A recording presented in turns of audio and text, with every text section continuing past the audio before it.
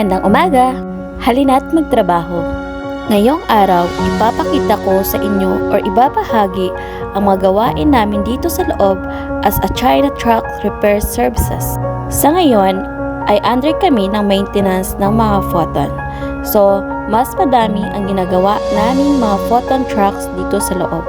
Iba't ibang mga gawain. Under chassis, transmissions, palit ng cab head, engine, at saka iba-iba pang mga gawain na kaya naming gawin. Dito din ay ginagawa namin ang paglalatero tulad ng body repair at painting. Dito nga sa repair services namin ay masarili kaming mga parts na sinusupply sa aming customer. Kung makikita nga ninyo ay konti lamang ang aming parts dito kasi yung ibang order pa nga namin ay hindi pa dumating galing sa China.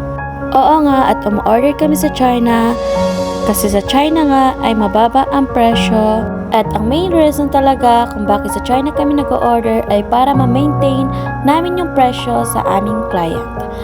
Kasi mahirap nga makipaglaban sa mga presyo ng mga suppliers dyan sa labas. Pero kahit papano ay hindi din minsan maiwasan na makakuha kami sa suppliers namin dito sa Pilipinas. At ngayong araw, ito lang muna ang ibabahagi ko sa inyo. Abangan nyo po ang aking next video. Salamat po!